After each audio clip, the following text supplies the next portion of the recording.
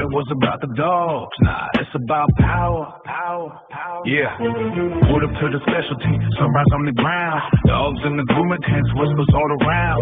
Catalog smiles with the tension in the air. Every handshake got a hidden little snare. Board in the back room, running quiet little schemes. Bylaws in the pocket like a stack of poker dreams. Layers for the breed, but they guarding their throne. If you question anything, they coming for your bone.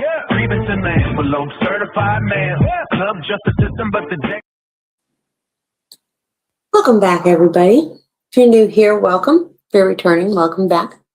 Hope everybody had a good lunch. We are just waiting for the return of court.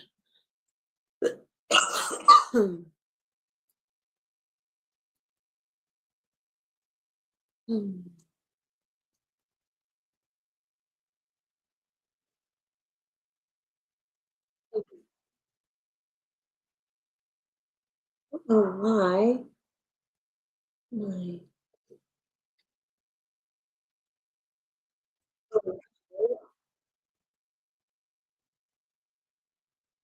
My intro didn't play earlier.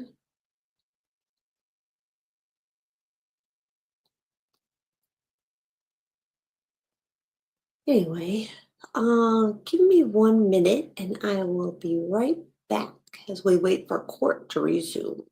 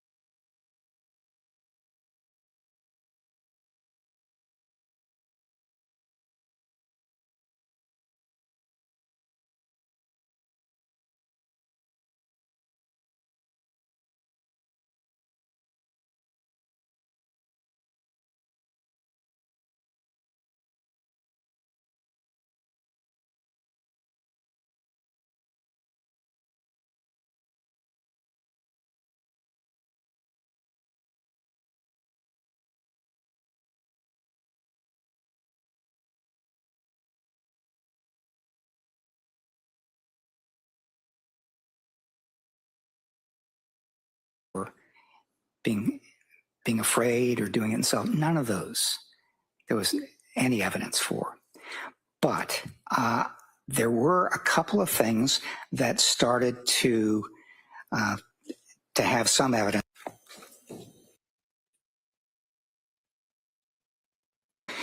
And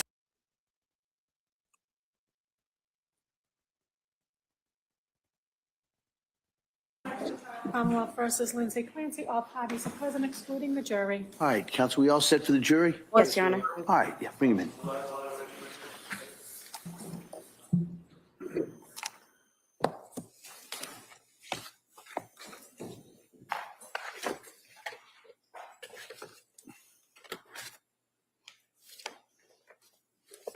Minutes behind. I wasn't live. I was watching something else while I was waiting for them to come live. My bad. Court, all rise. Jurors entering.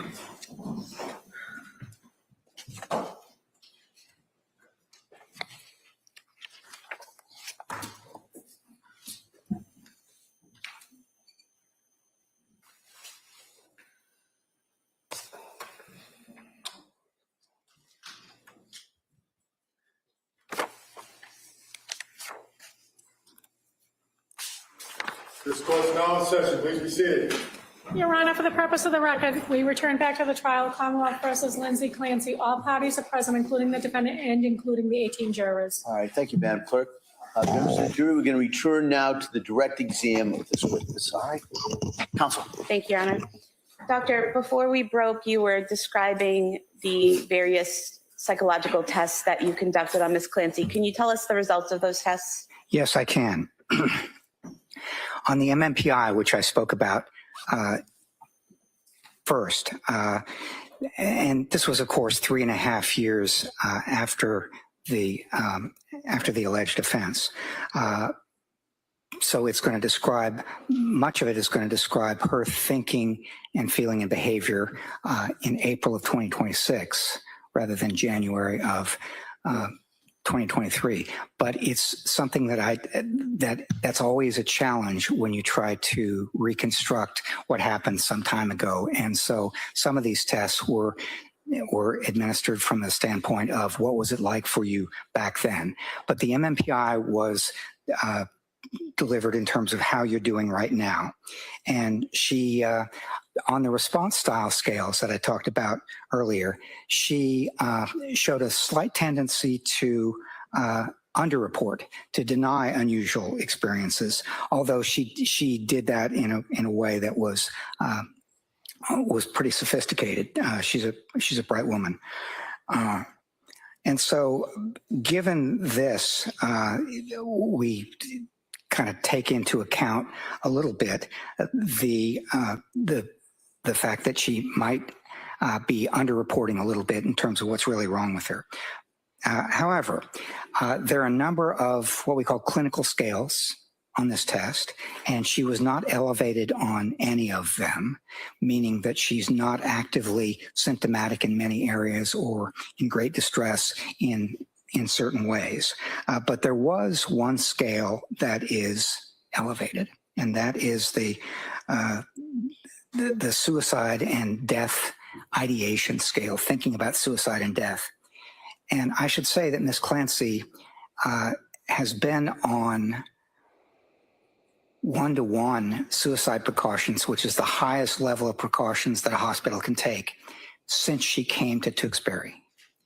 This is a very long time to be on that kind of precautions. And what it says to me is that she was at risk for suicide. She remains at risk for suicide. And so she still is. The adverse childhood experience questionnaire I mentioned earlier, basically it's a measure of whether somebody is reporting experiencing as a child or adolescent adverse or traumatic events. And she was not. So she had a 0 on that. There were 2 measures of suicide intent. One is called Beck's Suicide Intent Scale, and the other is called the Columbia Suicide Severity Rating Scale. And I can sum up those results very quickly by saying that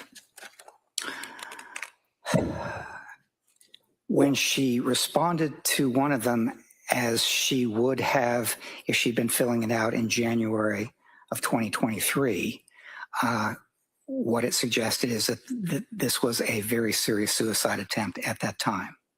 And when she responded to both of them as she feels right now, she also was indicating that she remains at high risk for suicide, and hence the one-to-one supervision for 3.5 years. The brief symptom inventory is something where you ask people about a number of possible symptoms that they've been experiencing within the last month or so. Gave it to her under two circumstances. One is, how are you doing right now? That is around April of this year. And the other was, how are you doing in January of 2023? Her description of how she was doing in January of 2023 is that she endorsed feeling blue or still extremely depressed, feeling no interest in things, thoughts of death or dying, feeling hopeless about the future, feeling very self-conscious with others, and the idea that something is wrong with her mind. She thought depression, suspiciousness, memory problems, problems with attention and concentration, and things like she was having trouble concentrating, so she'd be cooking, for instance, and she'd forget what step she was on. So most of these are consistent with symptoms of depression. And so I thought that they were good indications that she was endorsing feelings of depression, although she was improving somewhat from her December feelings.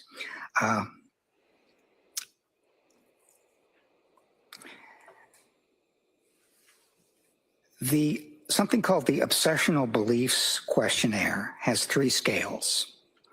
One scale is kind of responsibility threat estimation, which is a belief about your personal responsibility and overestimation of threats. She was not elevated on that. A second was perfectionism and certainty. She was not elevated on that either, although she works hard and so on, but she was not elevated on the perfectionist aspect of this test right now. However, she was elevated on something called importance and control of thoughts, meaning that for her, it's always been important to be able to work hard and control what's going on with her mind and her life. And one of the things that I'm going to talk about in a few minutes that I think was making her depressed and hopeless and sad and so on is that she had been trying very hard since October to basically control the problems that she was having, and it wasn't working. It was not succeeding for her. Okay, and then there was something called the Lahani-Slade hallucination scale. And so she endorsed the following things. Sometimes a passing thought will seem so real it frightens me. Sometimes I get distracted trying to concentrate on my work. That was something she endorsed back in 22 and 23. In the past, I've had the experience of hearing a person's voice and then found there was no one there. That was only on January 24th. I often hear a voice speaking my thoughts aloud, again, only on January 24th. I've been troubled by hearing voices in my head, again, only on January 24th. All right, so those were the psychological testing results, and I'm going to move to the last item on the PowerPoint here, which is why it was important for me to consider her motivation for killing her children. And this is something that, if you look at Lindsay Clancy, would be described as so out of character that I just like to know what could possibly have been going on. because, for instance, when I talked to her and talked to her husband as well about how do you discipline your kids, it was never spanking, it was never hands-on, it was never anything like that. They both felt bad when they yelled at the kids. So it was one of those things that to imagine her doing something like this is really seems so out of character that I thought it was very important to try to figure out why it might have happened. So this is how I approached it. The other thing about the why question is it could well be something that is valuable to know when we're thinking about whether she understood that something was wrong, or when she was thinking about whether she could conform her conduct to the requirements of the law or control herself. The why question seemed important. So if I could have the next slide. Sure. And in evaluating the why, did you come up with 2 possible explanations? I did, yes, which is on this slide. And so can you explain that, please? I can, yes. There are a number of reasons in my experience why people harm one another, why people kill one another. And most of these reasons ended up not applying to Miss Clancy. I mean, it wasn't job related. She wasn't in the military, the police. Didn't have to do with money or property or fame or anger or being callous or abusive or being afraid or doing it himself. None of those there was any evidence for. But there were a couple of things that started to have some evidence for, and this is what it looked like. One is the psychosis, the possibility that she had a severe mental illness, experiencing hallucinations, delusions, that sort of thing. And as part of that, on January 24th, experienced those symptoms that we're going to talk about in a minute. And I'm calling that the first bullet point there, acute psychosis with command hallucinations. The second possible explanation was as part of an attempt to take one's own life, as part of a suicide, one might harm one's children if you thought that would prevent them from suffering. And let me see if I can give you an example of that. If one of us were to learn, and we had no doubt in our mind that the Holocaust was coming tomorrow, and we thought that was going to be awful, and I can't live through that, and so I'm going to take my own life. If I had children, the question might come up, do I take them with me? Do I take their lives as well? Now, I'm not saying that I would definitely do that, but what I'm saying is that it would come up as a possibility in what I thought about. And so there ended up being, in my mind, 2 possible explanations for why she did what she did. The first being the acute psychosis with command hallucinations, and the second being this was a serious suicide attempt, and she wanted the children to be with her so she wouldn't be separated from them, and so they wouldn't have to suffer after she was gone. Now, in a minute, I'm going to talk about the evidence that I saw supporting each of those, but I will tell you right now, in advance of talking about that most of the evidence that I saw supported the second one and not the first. And so, Doctor, if we could go to the next slide and you could tell us what evidence you saw for acute psychosis with command hallucinations. Yes. The first was, that's what she said. I asked her that question, and that's the way she explained it happened. She said, sometime on the afternoon of January 24th, 2023, that she heard a voice, and the voice said, "This is your last chance. You have to kill the kids so you can kill yourself." if she actually heard a voice like that, that would be evidence of psychosis being experienced and what we call command hallucinations, where the voice is instructing her to do something. There were some other possible things that made me think that it could be a severe mental illness that she was experiencing, and two in particular. One was thinking that others might know her thoughts. Now, this is something that is a symptom of psychosis called thought broadcasting if it's experienced in a certain way. In thought broadcasting, if I'm experiencing that, I literally have the idea that that if I'm thinking it, you can hear what I'm saying, just as if I were putting it on the television or podcast or a movie or whatever. It's just coming out that way.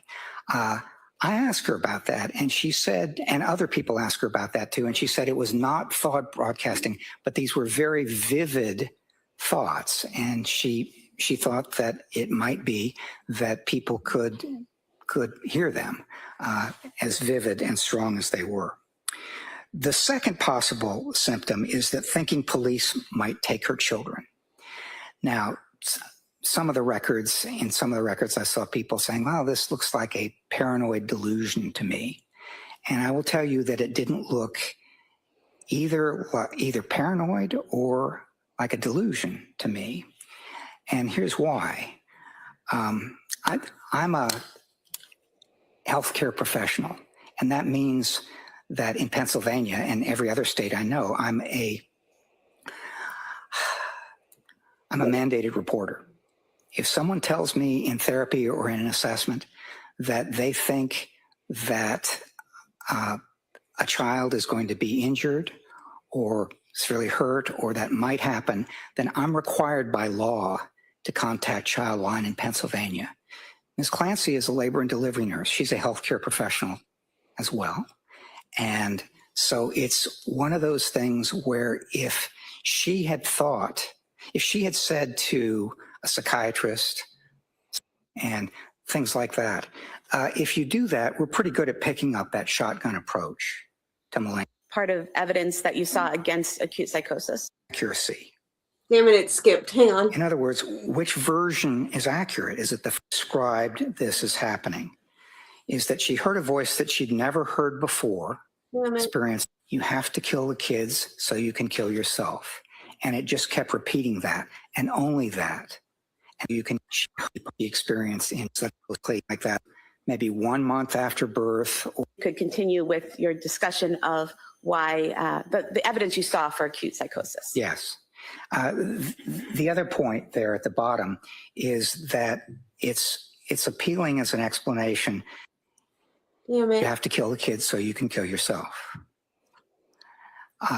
If she actually heard a voice like that, that would be evidence of be something that is valuable to know when we're thinking about whether she understood that something was wrong or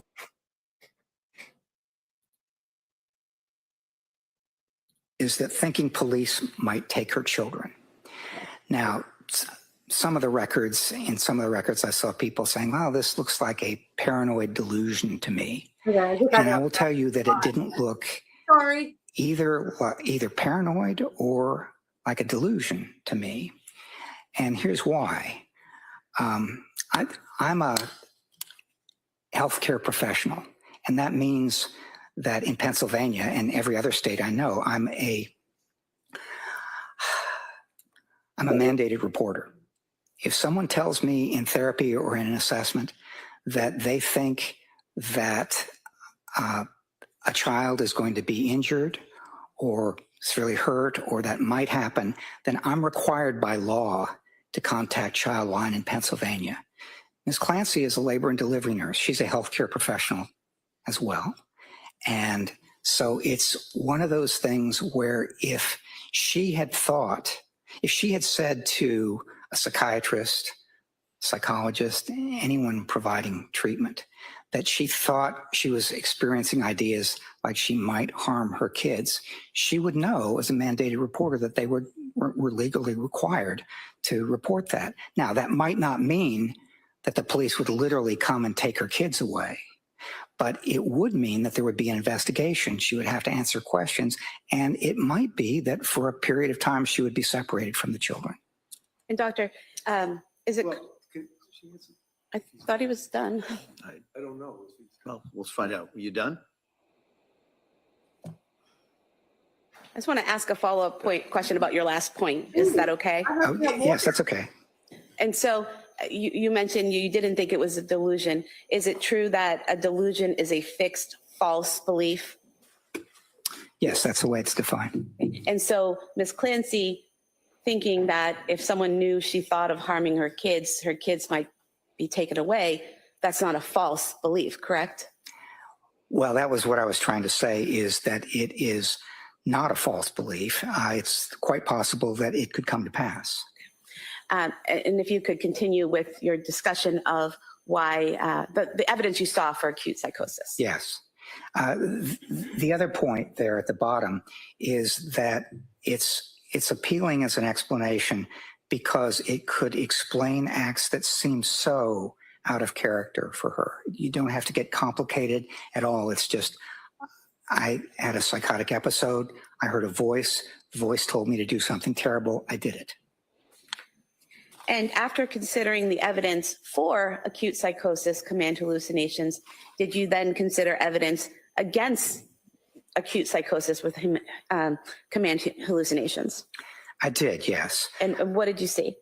One of the reasons, well, the first bullet point here is that the way she described this as happening is that she heard a voice that she'd never heard before, experienced an hallucination, and she's never experienced it since, but she only experienced it for the 18 minutes or so that it took to kill the children. And to put it mildly, that would be a very, very unusual pattern or manifestation of how this kind of thing comes about. Very unusual. I've been doing this kind of evaluation for many, many years, and I'm always very careful when someone tells me that they experience a symptom only during the course of committing an offense.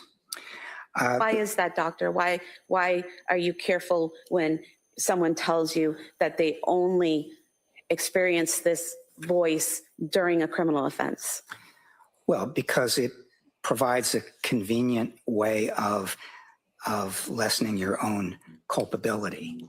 I mean, it's always possible, but as I said, I find it very, very rare. Whereas an explanation for why somebody did something, somebody might look at that and say, it's a convenient way of somebody looks at me and I don't have the same culpability that I would otherwise. And what was the next part of evidence that you saw against acute psychosis? 18 minutes during this whole thing? There was some discussion of whether this was postpartum. And so she was about 8 months away from having given birth to Cal and her youngest child. And most of the explanations or most of the sources of authority like DSM-5 or the Cleveland Clinic will point to maybe 1 month after birth or 2 months after birth or something like that. But the farther away you get time-wise from the birth, the less likely it is under those kinds of authority to be postpartum. Now, it could be something else. And there were certainly some things that I saw that were symptoms of depression and other sorts of things that she experienced in January. But it was, given the time, it was less likely, I thought, to be postpartum. Then the next bullet was inconsistencies in her account.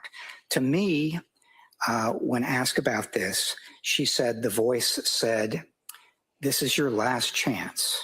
Why? You have to kill the kids so you can kill yourself." And it just kept repeating that and only that for about 18 minutes, or the duration of the time it took to do this.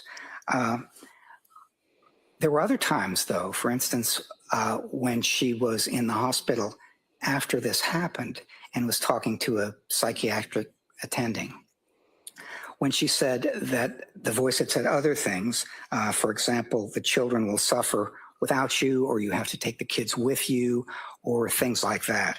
So inconsistency is important because it suggests inaccuracy. She's adding. In other words, which version is accurate? Is it the first? Is it the second? Is it neither? I mean, here it couldn't be both, because she said, I only heard this. To some people, she said that. And then I heard this plus this. To other people, she said that. And doctor, if she had said to a third person that it was a different version, such as you have to kill the kids so you can kill yourself because there's a danger to you and the kids, would that be a further consideration of the inconsistencies? Objection. Yeah, overall. Yes. The more inconsistency there is. Can we have a basis for that, please? The test, It's asked as a hypothetical? hypothetical, yes. I'll allow that. So it's not based on evidence, it's a hypothetical. It's a hypothetical. You might have to repeat the question. So if the person has a third version of what happened, what the voice said and what the reasons the voice gave, would that be important in your assessment as well regarding inconsistency? Objection. It's speculation, it's not based on evidence, and there's no foundation for a hypothetical question. Let's just ask it as the hypothetical. Assuming this and go that way. Doctor, a hypothetical question for you. Assuming that a person has already given two versions of a voice, what the voice said for them to do, and then gives a third version of what the voice told them to do, would that be significant to you in assessing the inconsistencies? Objection for the record. Yeah, overall, go ahead. What I would say is the more inconsistency there is, the more problematic I find it to take any one particular account and say this is the accurate one. And then what other evidence did you find against acute psychosis?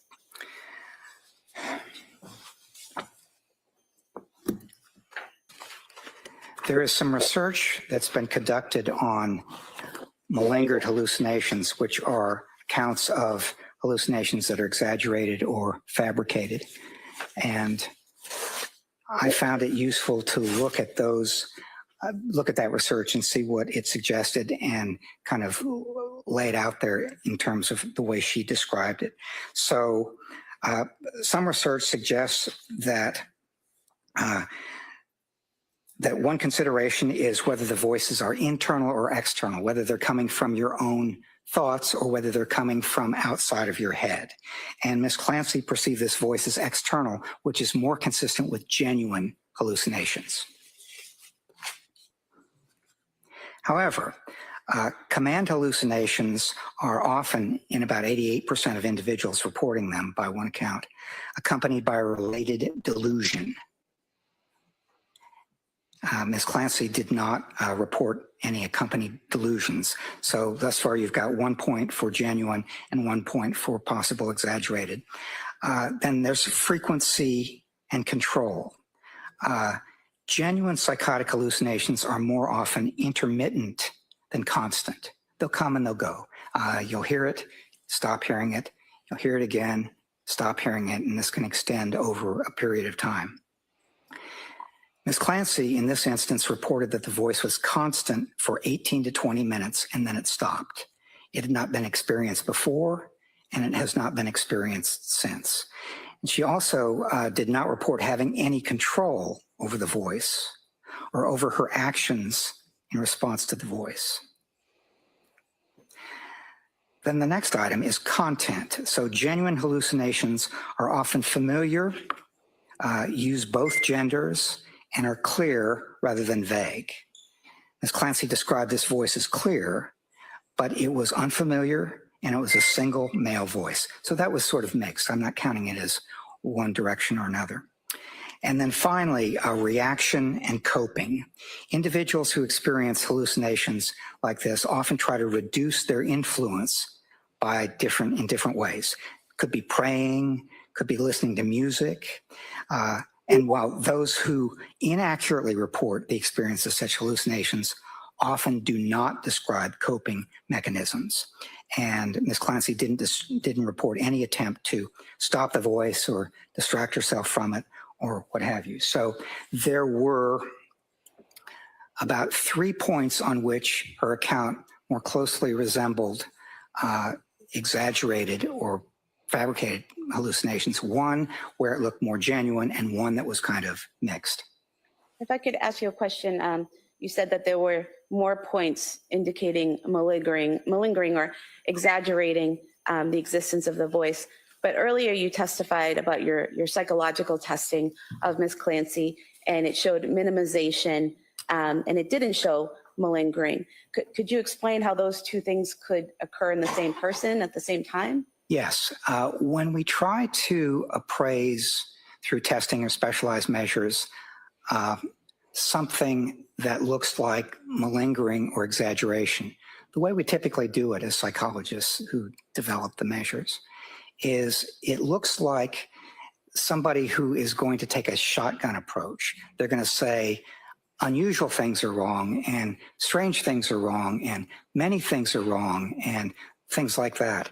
If you do that, we're pretty good at picking up that shotgun approach to malingering. But if I ask you a bunch of questions and you answer them almost entirely in a genuine way, that you're being as accurate as you can, except with one exception, when I ask you about one experience or one symptom and you exaggerate or fabricate that, it's we can't pick that up through our testing. So what we have to do instead is we have to kind of develop our ideas about how it might have been experienced, what it was consistent with, what the disorder is. We take a broader approach, which is what I've tried to do in talking about this. We'll go to the next slide, please. And was there further evidence against acute psychosis?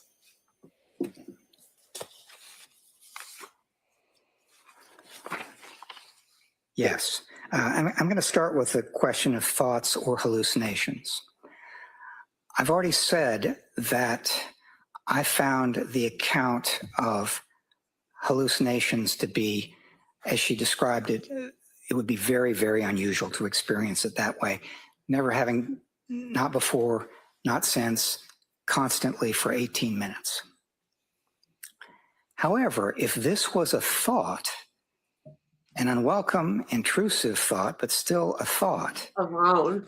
that's basically, this is your last chance, you have to kill the kids so you can kill yourself, then that would be consistent with thoughts that she'd been experiencing for some time.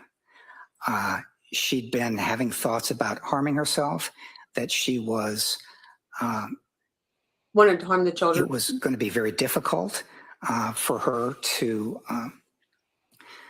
do this in a way that made sense. She was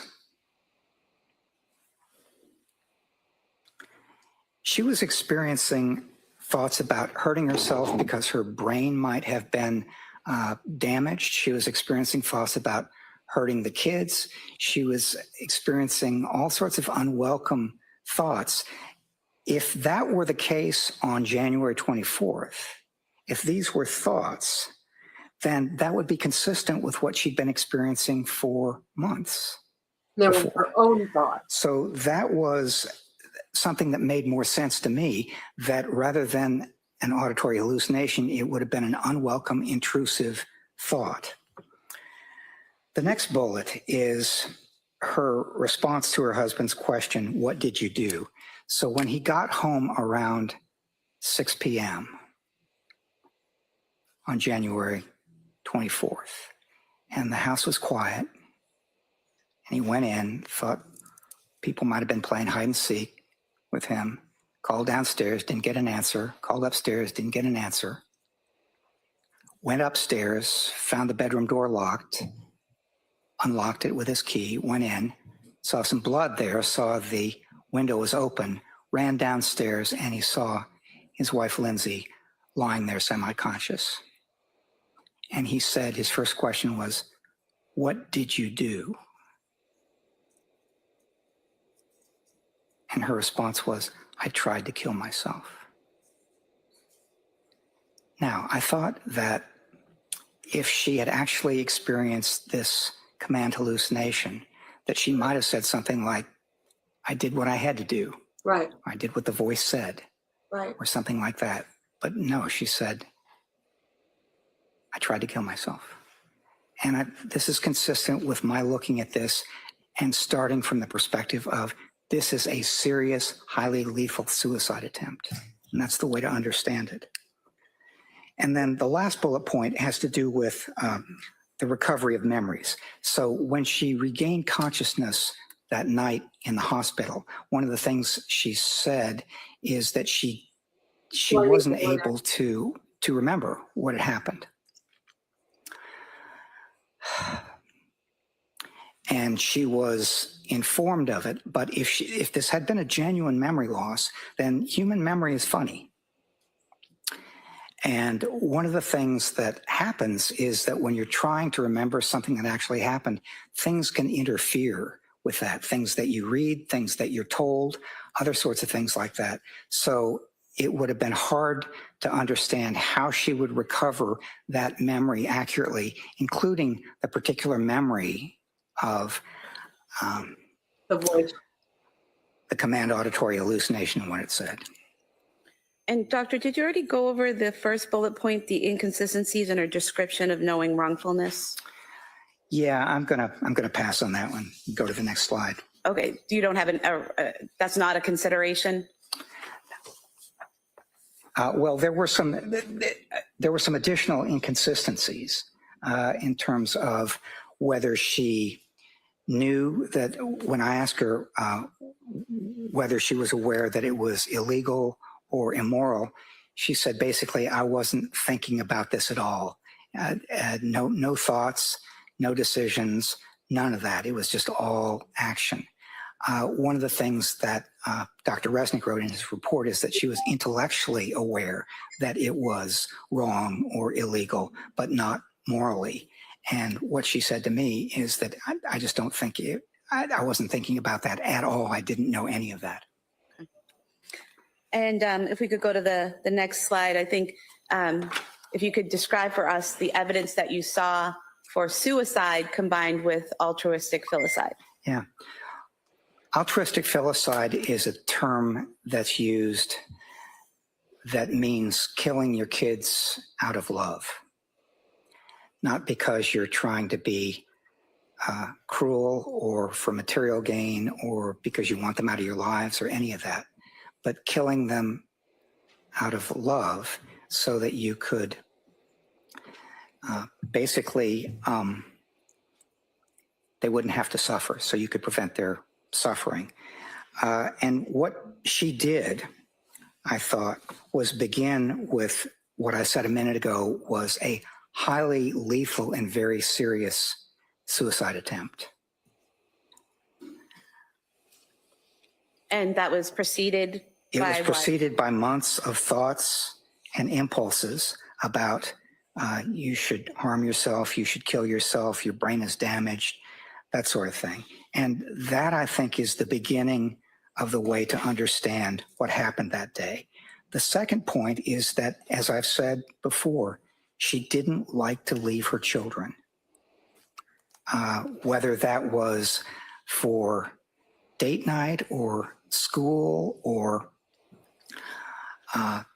going back to work or anything, she did not like to leave her children.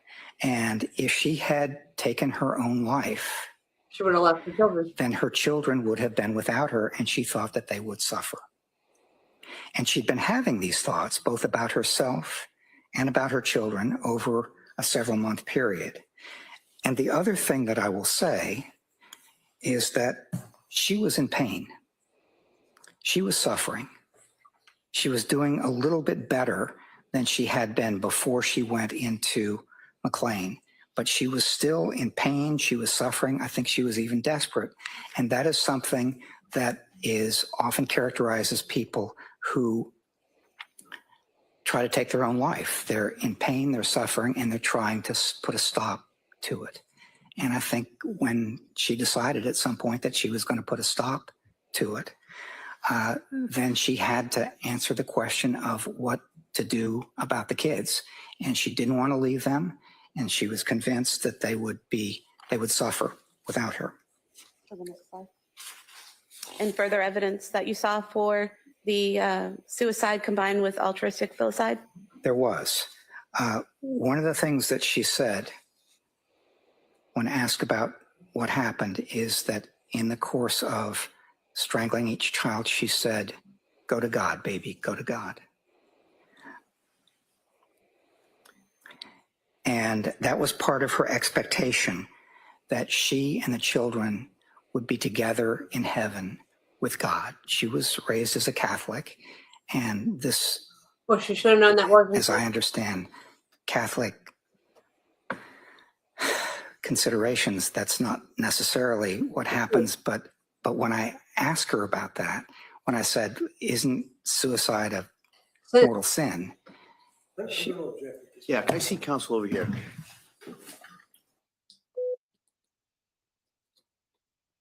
But that's the truth.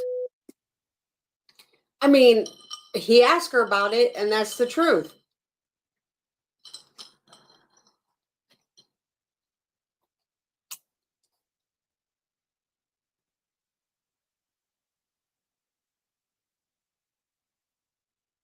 Oh, the day and for the day. Oh.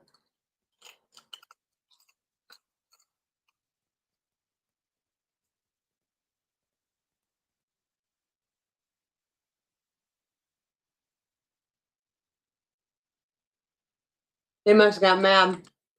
They brought up her religion.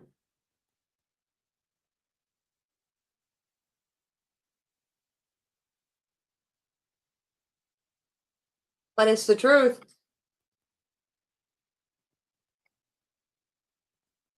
And so I'm going to ask you to go back to the jury room, and then we'll bring you back in a couple of minutes.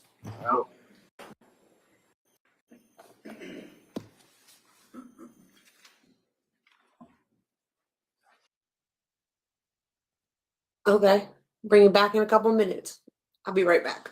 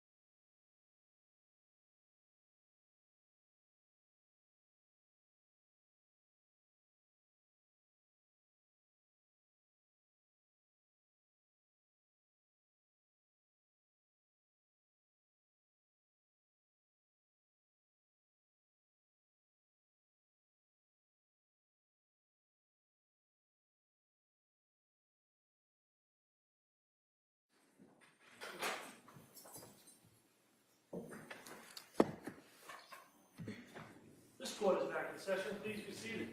Your Honor, for the purpose of the record, we return back to the trial of Commonwealth versus Lindsay Clancy. All parties are present, excluding the jury. All right. After the following sidebar conference, I think the defendant made a motion. I'm going to allow argument in regards to the motion. I'll hear first from the defendant, and then I will hear from the Commonwealth. Thoroughly. Mr. Reddington. Thank you, Judge. Your Honor, Mistrial. this has been obviously a long trial and a lot of work on the part of everybody involved, from the court to the staff to the prosecutors to myself, and needless to say, the strain on Lindsay Clancy. I have to move for a mistrial reluctantly. The reason is that this is intentional misconduct on the part of the prosecution. You know that this whole idea of injecting Roman Catholic faith, the concept of mortal sin, into this trial occurred, I don't even remember now, about a week ago. And I objected, but before I could get the objection out, Your Honor had us at the sidebar at the same time, and very forcefully, in my opinion, indicated to the jurors that they should not consider that to any degree. At the time, I put on record the fact that I did not feel that I felt that the court's instructions were sufficient. They were forceful. They were right on point. And we moved forward without a motion for a mistrial. I made a tactical decision. But unfortunately, at this point, it's a concern I have, because this is just over the top. It's the same thing again, talking about religion, talking about heaven, talking about She said go to God. killing people and the impact of the effect that it would have on Lindsay as well as her children. The fact that this is not the first time that it occurred during the trial, and the prosecution has previously brought up the concept of mortal sin, based on your ruling in the past, in conjunction with the fact that they brought it up again, I believe it was intentional misconduct, and I feel that the court should grant a motion for mistrial. All right, thank you. Commonwealth? No, Thank you, Your Honor. it was the mother-in-law, not her. The question I asked the witness did not ask for any testimony about religion, about Catholicism, about mortal sins, or anything like that. And the slide is still up on the screen. There's nothing on the slide about Catholicism, about mortal sins, about any of that. The witness was explaining his reasoning. I don't think it was intentional on part of the witness either. If we look at his interview of Ms. Clancy, one of the things that this witness has to do is determine whether the defendant knew the wrongfulness of her conduct. And that can be either that it was criminally wrong or morally wrong. And he explored that with her in the interview and asked her about whether she knew it was legally wrong. And she said she had no concept of legal consequences. And then he went on to ask her about moral wrongfulness and about her religion and whether she knew it was morally wrong. And she did say that she had knowledge that suicide was considered sinful. So I believe that's where the witness was going in trying to explain his reasoning. I don't think he was intentionally trying to inflame the jury or cause an issue in this case. I know I certainly wasn't, because I didn't ask a question about her religion or a question that would invoke that kind of response. I asked him to explain what was on the slides, and that's not on the slides. So there was no intentional conduct by the Commonwealth. That was not where I intended to go with this questioning. And I don't think that the witness intended to do any harm either. He was just explaining his rationale. So I would ask that the jury be instructed to disregard the answer, and I can speak to the witness and tell him not to talk about that reasoning for behind his thoughts, that he can testify about his conclusions, but to leave that portion of his reasoning out of his testimony. Well, here's a concern I have, is what the witness did say in regards to go to God, baby, go to God. That was statements that had been made in evidence already. Right. And then he indicated that was part of her expectation, that she and the children would be together in heaven with God. All right. Now we're getting a little closer to problematic area. Why? That was her Then statement. he testified she was raised as a Catholic And as I understand Catholic considerations, that's not necessarily what happens. How is any of that proper at this point? But it was not, well, I'm not going to declare a mistrial at this time. What I am going to do is I'm going to bring the jury in. I'm going to tell them to disregard it. I'm going to tell them that's an inappropriate area of inquiry and that this witness's understanding of Catholic dogma or Catholic teaching is irrelevant. There's no evidence of his background or training or having been to the seminary or any of that.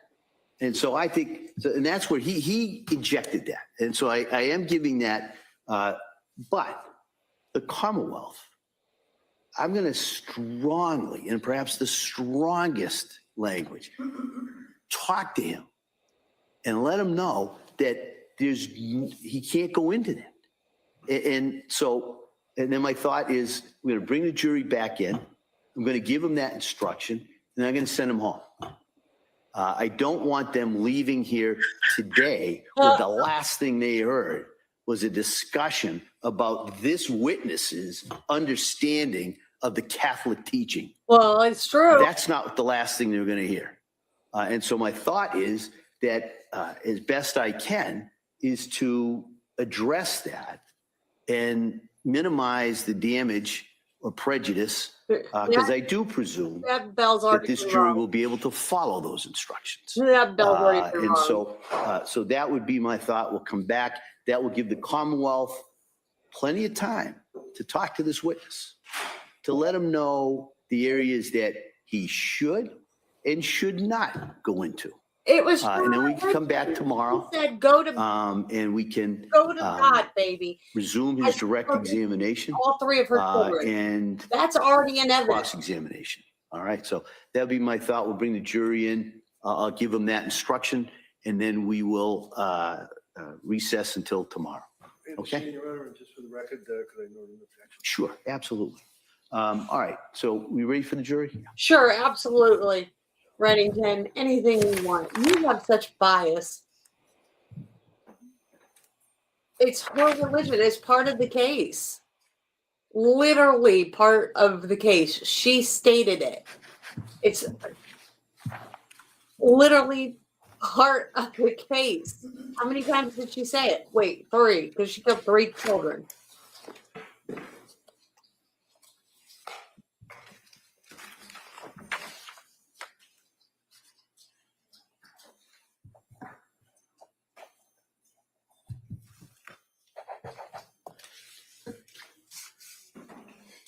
And what is it besides morally wrong?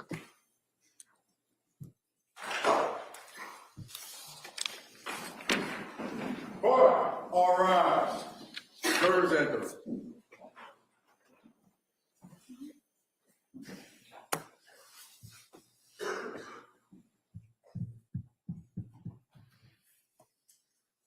Posing for the camera is so weird.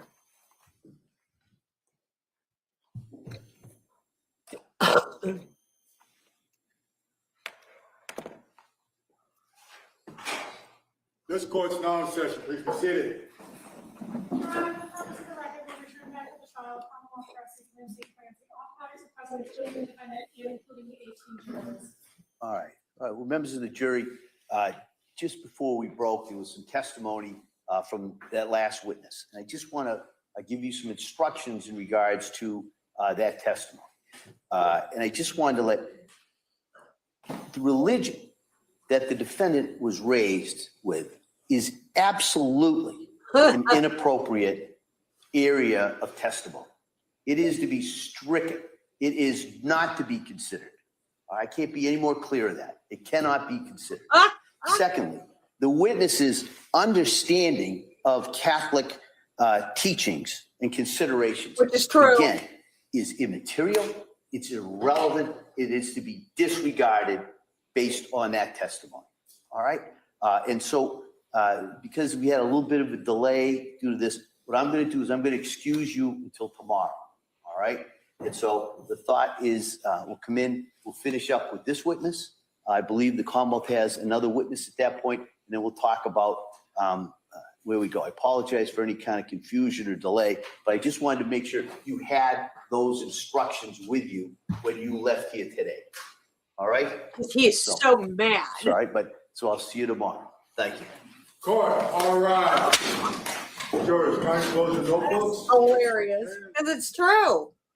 Catholics, it's a mortal sin. Killing, especially the innocent. So killing is a mortal sin. Thou shalt not kill is one of the 10 commandments. Holy crap. So killing and suicide. Holy crap.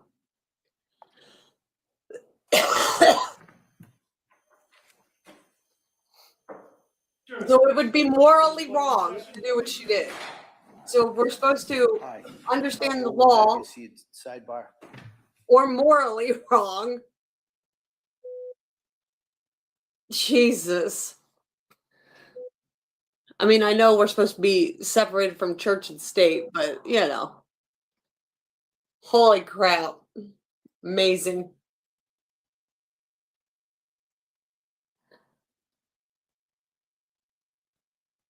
Again, the Commonwealth, you know, but again, you know, they just passed the law to kill your baby at 9 months. So apparently that's not morally wrong either.